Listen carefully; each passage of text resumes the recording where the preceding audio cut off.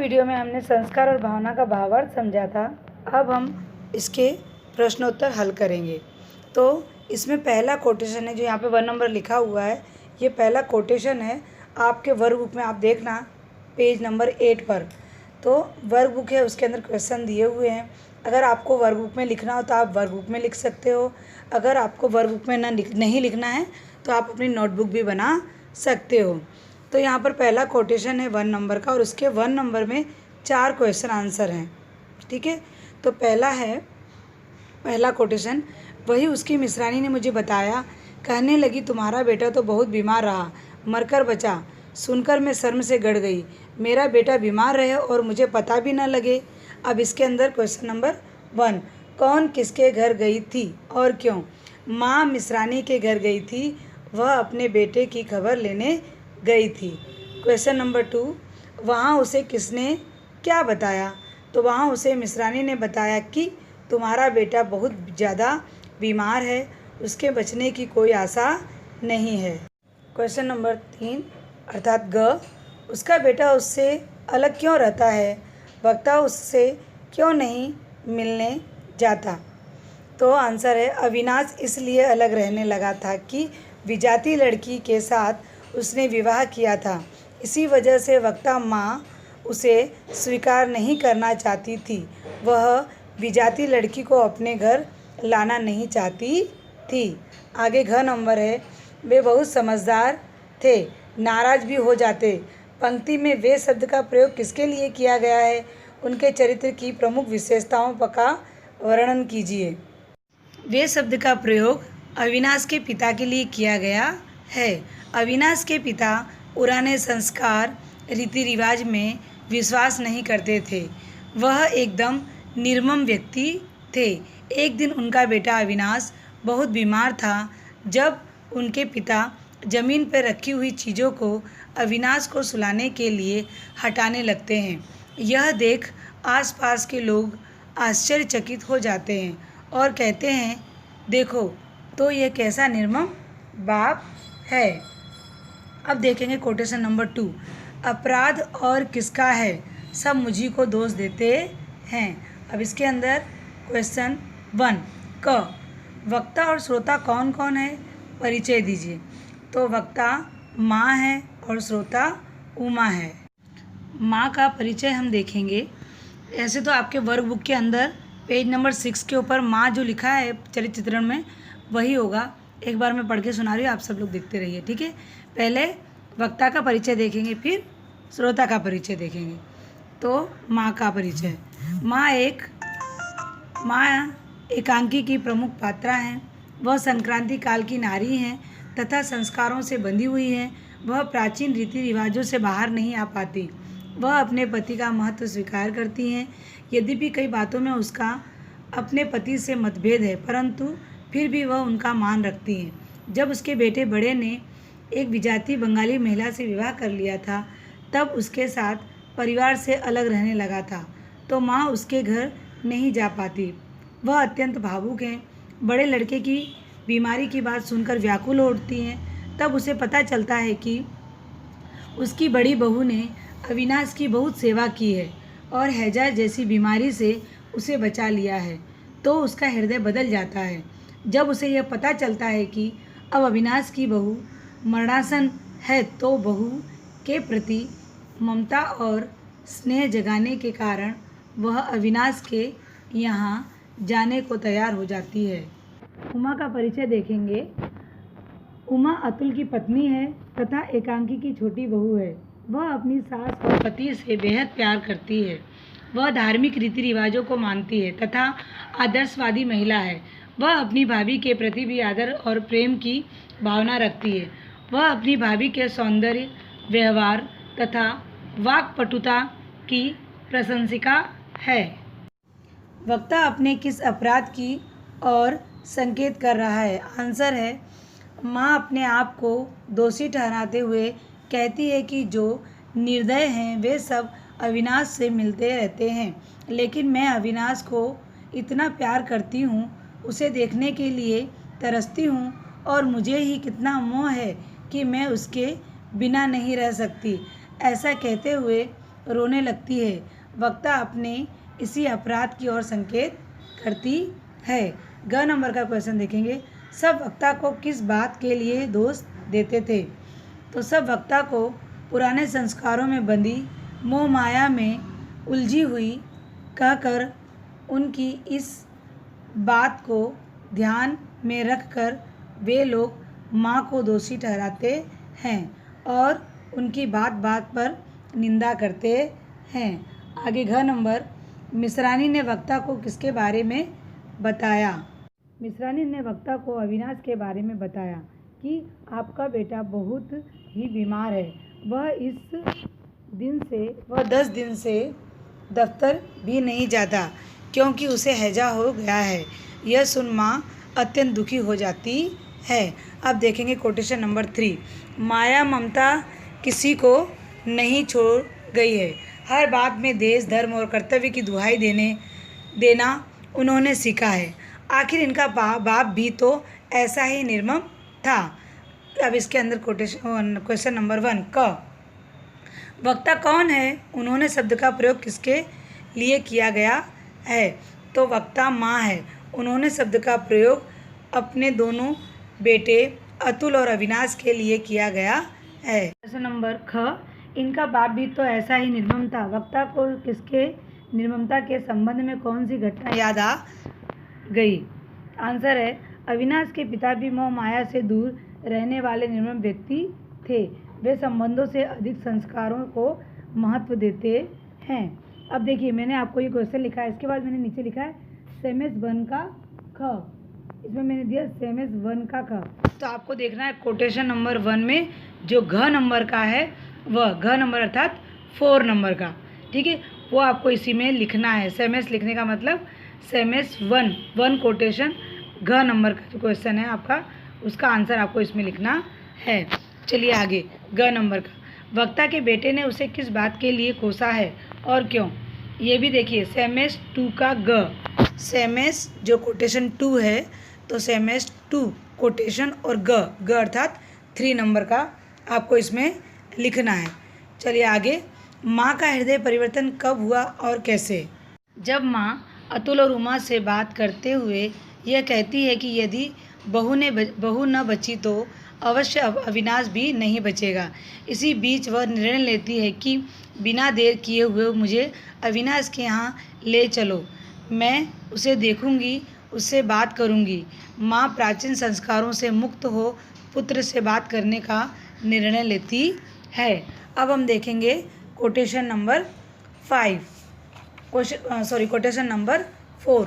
तो उसमें है, दुनिया ने दांतों तले उंगली दबाकर कहा था, ऐसा भी क्या बाप तो जो अपने बेटे के लिए भी नहीं रोता। उसे बाप के ये बेटे हैं, मुझे सदा इन्होंने माया मोह में फंसी हुई कहकर कोसा है, सदा मेरी निंदा की है। अब इसके अंदर क्वेश्चन नंबर 1, उपयुक्त अवतरण का संदर्भ लिखिए। तो आंसर है, वहाँ खड़े सभी लोग हैरान हो जाते हैं, क्या कहीं ऐसा भी बाप होता है जिसे अपने बच्चों के प्रति बिल्कुल प्रेम नहीं है? यह कैसा बाप है? सभी लोग उसे दयाहीन कहते हैं। ख क्वेश्चन, दुनिया ने किसके संबंध में दांतों तले उंगली दबाकर क्या कहा था और क्यों? तो आंसर है, अविनाश के पिता के संबंध में, बराबर। अब इसमें मैंने फिर से लिखा है सेमेस 1 का घ, तो इसमें भी आएगा सेमेस 1 का 4 नंबर, घ अर्थात 4 नंबर। आगे देखें, ग नंबर का, बाप बेटे की किस समानता का उल्लेख किया गया है? तो आंसर आएगा, बाप बेटे में यह समानता है कि वे पुराने रूढ़ संस्कारों से दूर रहकर देश, धर्म और कर्तव्य को महत्व देते हैं। आगे घ नंबर का, माँ के चरित्र की प्रमुख विशेषताओं का उल्लेख कीजिए। अभी हमने माँ का थोड़ी देर पहले उनका परिचय लिखा था, हमने किस में लिखा था? सेमेस क में, सेमेस 2 का क अर्थात 2 जो कोटेशन है उसका क नंबर में हमने लिखा था, और आपकी वर्क बुक में भी दिया गया है माँ का परिचय, ठीक है। तो इसमें भी आपको सेमेस 2 का क माँ का परिचय आपको इसमें लिखना है। कोटेशन नंबर 5, हाँ बहुत भोली माता जी, बहुत प्यारी, जो एक बार देख लेता है वह फिर उसी रूप को नहीं भूल सकता, बार बार देखने को मन करता है। क्वेश्चन नंबर 1 अर्थात क। उपयुक्त पंक्ति में किसके बारे में बात की जा रही है, उसके व्यक्तित्व एवं चरित्र की विशेषताओं का वर्णन कीजिए। तो आंसर है अविनाश की पत्नी के बारे में। अविनाश की पत्नी का संबंध एक विजाति बंगाली परिवार से है। उसने अविनाश से प्रेम विवाह किया है। वह अपने पति को बहुत चाहती है। जब उसे हैजा हो गया था तो वह दिन रात उसने अविनाश की सेवा करके उसे बचा लिया था। परिवार से अलग रहने पर भी संतुष्ट है। उसके मन में किसी के प्रति आक्रोश या घृणा का भाव नहीं है। वह अत्यंत रूपसी है। उसकी वाणी में माधुर्य है तथा व्यक्तित्व में अद्भुत आकर्षण। वह अत्यंत व्यवहार कुशल भी है। ख नंबर, उमा अविनाश की बहू के घर क्यों और कब गई थी। तो आंसर है उमा अविनाश की पत्नी के घर उससे झगड़ने गई थी क्योंकि वे माँ के दुख का कारण थी। वह दोपहर के समय उसके घर गई थी। आगे ग नंबर का, उमा की बात सुनकर माँ की क्या प्रतिक्रिया हुई। माँ की प्रतिक्रिया हुई कि कितनी उल्टी बात है कि जो निर्मम है वे सब अविनाश से मिलते हैं, उनके घर जाते हैं, और जो मोह माया में फंसे हैं वह पुत्र का मुँह देखने के को भी तरसते रहे हैं। घ नंबर, उमा ने अविनाश की बहू को क्या सुझाव दिया। उमा ने अविनाश की पत्नी को सुझाव दिया कि तुम न चाहती तो बड़े भैया माँ को कैसे छोड़ देते। तुम अब भी चाहो तो सब कुछ ठीक हो सकता है। तुम उन्हें छोड़ सकती हो। अब देखेंगे कोटेशन नंबर 6। सोचो तुम स्वयं पत्नी हो। यद्यपि तुमने मेरी बात तरह पति का वर्ण नहीं किया है, फिर भी तुम उन्हें प्यार करती हो। मुझे ये बात बुरी लगी। मैंने कहा सब पत्नियां अपने पति को प्यार करती हैं। मैं भी करती हूँ, प्राणों से अधिक प्यार करती हूँ। कोटेशन नंबर क क्वेश्चन, वक्ता और श्रोता कौन कौन है। किसकी कौन सी बात बुरी लगी और क्यों। तो आंसर है अविनाश की पत्नी वक्ता और उमा श्रोता है। उमा को अविनाश की पत्नी की बात बुरी लगी क्योंकि उन्होंने सीधे उमा पर व्यंग करते हुए कहा कि तुमने मेरी तरह पति का वर्ण नहीं किया, फिर भी तुम उन्हें प्यार करती हो। ख नंबर का, श्रोता ने वक्ता की बात सुनकर क्या उत्तर दिया। तो श्रोता ने वक्ता की बात सुनकर उत्तर दिया कि सब पत्नियां अपने पति से प्यार करती हैं, मैं भी करती हूँ, प्राणों से भी अधिक प्यार करती हूँ। ग नंबर का देखेंगे, ग अर्थात 3rd नंबर का, वक्ता के चरित्र की विशेषता का उल्लेख कीजिए। तो वक्ता का जो चरित्र की विशेषता, यहाँ पर वक्ता कौन है, तो वो आपको सेमेस 5 का क, वो आपको यहाँ लिखना है। सेमेस कोटेशन नंबर 5 उसका क नंबर का आपको 1st नंबर का लिखना है यहाँ, ठीक है। फिर आगे देखेंगे घ नंबर का, अविनाश क्यों अलग रहने लगा। माँ अविनाश के घर क्यों नहीं जाती थी। तो यहाँ पर है, यहाँ भी देखो ये वाले नंबर का भी सेमेस 1 का ग, सेमेस 1 का 1 कोटेशन है और उसके ग नंबर का आपको इसके अंदर आंसर लिखना है। कोटेशन नंबर 7, नहीं भाभी मैं नहीं छोड़ सकूंगी, चाहूँ तब भी नहीं। सुनकर वे मुस्कुराईं, कहने लगी अच्छा अब छोड़ो इन बातों को, अभी तो आई हो और अभी ले बैठी ये पचड़े, आओ अंदर बैठें। और इसका क्वेश्चन नंबर 1 क, वक्ता और श्रोता कौन कौन है। वक्ता ने श्रोता की किस बात को सुनकर उपयुक्त कथन कहा। तो आंसर है वक्ता अविनाश की पत्नी और श्रोता उमा है। अब इसमें भी है सेमेस 6 का, सेमेस 6 का क और ख, यानी सेमेस 6 है जो उसका 1 नंबर और 2 नंबर दोनों इसमें आएगा, ठीक है। आगे हम देखेंगे ख नंबर कि भाभी कौन है, उनका संक्षिप्त परिचय दीजिए। भाभी कौन है, तो अविनाश की पत्नी। अब इसमें भी सेमेस 5 का क, कोटेशन नंबर 5 उसका क नंबर का आपको यहाँ लिखना है। आगे देखेंगे कि अविनाश की पत्नी का उमा पर क्या प्रभाव पड़ा। अविनाश की पत्नी का उमा पर क्या प्रभाव पड़ा।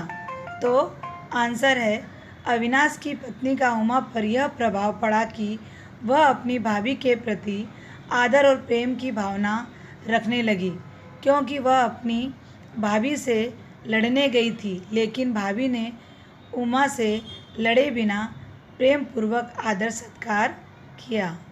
घ नंबर का देखेंगे, उमा के चरित्र की प्रमुख विशेषता का उल्लेख कीजिए। उमा हम लिख चुके हैं, पता है ना आप सभी को। तो यहाँ पर आएगा सेमेस 2 का क, उमा का परिचय। वर्ग बुक में भी दिया है और इसमें भी आप सेमेस 2 का क देखोगे तो वहाँ पर भी है। अब आगे हम देखेंगे कोटेशन नंबर 8। कहते हैं चेतन से अचेतन अधिक शक्तिशाली है, उसमें अधिक आकर्षण है, इसलिए तुम एक दूसरे के प्रति खिंच, चाहे वह प्रेम था चाहे घृणा थी, पर असल बात रक्त के खिंचाव की थी। वह होकर रही, काश कि स्वयं डूबता है, काश कि मैं निर्मम हो सकती, काश कि मैं संस्कारों की दास्तान से मुक्त हो सकती। यह कोटेशन था। अब इसके अंदर क्वेश्चन है क, चेतन से अचेतन अधिक शक्तिशाली है, कथन का आशय स्पष्ट कीजिए। प्रस्तुत कथन द्वारा लेखक माँ के माध्यम से बताते हैं कि चेतन जग से अधिक शक्तिशाली अचेतन मन है, तभी किसी न किसी कारण वह सभी एक दूसरे से मिलते रहे। आगे है ख नंबर का, तुम एक दूसरे के प्रति खिंचे। एक दूसरे शब्दों का प्रयोग किस किस के लिए किया गया है। यहाँ मन से आंसर है, यहाँ मन से भाई भाभी आपस में जुड़े हैं। छोटी बहू चाहे बड़ी बहू से घृणा करती, पर मन का खिंचाव रहता था, तथा अतुल किसी न किसी बहाने से अविनाश के घर जाता रहा। रक्त का खिंचाव, अभी ग नंबर का देखेंगे हम। रक्त के खिंचाव से क्या अभिप्राय है, वह होकर रही। वक्ता ने ऐसा क्यों कहा। तो आंसर है, अतुल और अविनाश चाहे आज अलग अलग रहे हों, परंतु दोनों भाइयों में रक्त का संबंध रहा। किसी कारण दोनों एक दूसरे से बंधे रहते तथा चाहकर भी एक दूसरे को छोड़ न सके। दोनों को एक दूसरे का ख्याल बांधा रहा। यही है रक्त का खिंचाव। आगे घ नंबर का देखेंगे, वक्ता किस संस्कारों की दास्ता से मुक्त नहीं हो पाता, स्पष्ट कीजिए। तो यहाँ पर है, वक्ता अपने पुराने संस्कारों से इस तरह बंधी हुई है कि उन्हें अविनाश और उसकी बहू का दुख माँ को अपने रूढ़ संस्कारों के आगे बिल्कुल नहीं दिखा। उन्होंने संस्कारों को अधिक महत्ता भी है, इसीलिए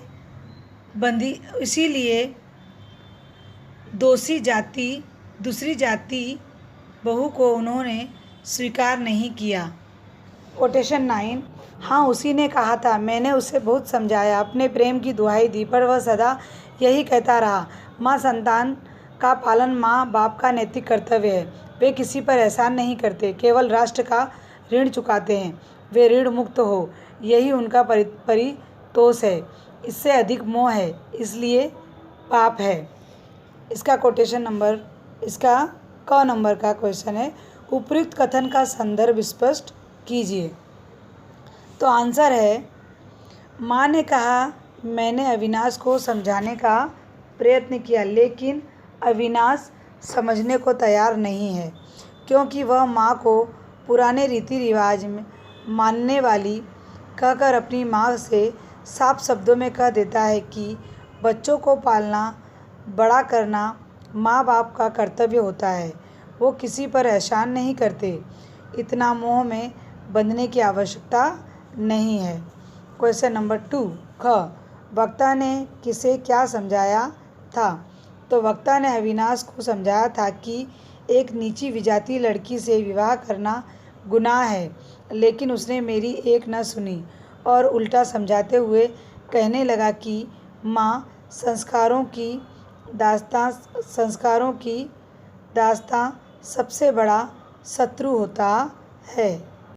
क्वेश्चन ग 3 नंबर का, संतान का पालन माँ बाप का नैतिक कर्तव्य, कथन का टिप्पणी कीजिए। तो आंसर है, माँ ने अविनाश को समझाने का बहुत प्रयत्न किया, पर उसने माँ की एक न सुनी। अब इसके अंदर और भी आपको लिखना, तो सेमेस 9 का क, इसी में लिखना है, सेमेस 9 का क, ठीक है। चलिए आगे। वक्ता के कथन इससे अधिक मोह है इसलिए पाप है, पर अपने विचार स्पष्ट कीजिए। आंसर है, माँ कहती हैं कि मुझे मेरे दोनों बेटों से प्राणों से भी अधिक प्रेम है, चाहकर भी मैं उन्हें नहीं छोड़ सकती। मैं अविनाश से इतना प्रेम करती हूँ कि वह मुझसे अलग हो गया है, फिर भी मैं अधिक मोह है इसलिए यह पाप है। कोटेशन नंबर 10, निर्मम ही नहीं कायर भी, जिन संस्कारों में तुम पली हो उन्हें तोड़ने की शक्ति तुम में नहीं है माँ। वक्ता और श्रोता कौन है? वक्ता ने श्रोता को निर्मम एवं कायर क्यों कहा? तो आंसर है, वक्ता अतुल है और श्रोता माँ है। वक्ता ने श्रोता को निर्मम इसलिए कहा कि अविनाश ने नीची श्रेणी की विजातीय लड़की से विवाह कर लिया था और अपने रूढ़ संस्कारों के कारण उन्हें स्वीकार नहीं करती। और फिर अतुल ने कहा, तुम उसे घर को ला नहीं सकती, तो माँ तुम्हारा प्रेम ममता सिर्फ दिखावा है, तुम निर्मम ही नहीं कायर भी हो। नंबर, एकांकी में विजातीय विवाह की समस्या को किस प्रकार उठाया गया है? विजातीय विवाह में अपने विचार प्रकट कीजिए। आंसर है, पुराने रीति रिवाज के अनुसार विजातीय विवाह करना गुनाह माना जाता था और यही वजह थी कि माँ अविनाश को अपने साथ रखना चाहती नहीं थी। वे अपने रूढ़ संस्कारों में ऐसी बंधी हुई थी कि उससे बाहर आना मुमकिन नहीं था। हमारे विचार से विजातीय विवाह करना गलत नहीं है। आज का व्यक्ति स्वतंत्र विचारों वाला है, उसे विजातीय विवाह करने में कोई समस्या नहीं है। ग नंबर के क्वेश्चन है, उसमें लिखा है माँ अतुल के यहाँ जाने को क्यों तैयार हो जाती है? तो यहाँ लिखा है माँ अतुल के यहाँ, अतुल के यहाँ नहीं आएगा, माँ अविनाश के यहाँ जाने को क्यों तैयार हो जाती है, अतुल की जगह अविनाश आएगा। आंसर लिखना है, क्योंकि जब उन्हें पता चला कि अविनाश की बहू नहीं बच सकती तो अविनाश भी नहीं बचेगा। माँ का हृदय कांपने लगता है और अतुल से कहती हैं कि मुझे अविनाश के पास ले चल। अविनाश को बचाने की शक्ति केवल मुझ में है, मुझी में। और इस तरह से माँ अविनाश के घर जाने को तैयार हो जाती है। आगे घ नंबर का क्वेश्चन है, संस्कार और भावना कहानी का संदेश स्पष्ट कीजिए। आंसर है, प्रस्तुत कहानी में संस्कारों की पृष्ठभूमि और भावनाओं के आवेग का द्वंद्वात्मक मार्मिक ढंग से उजागर किया गया है।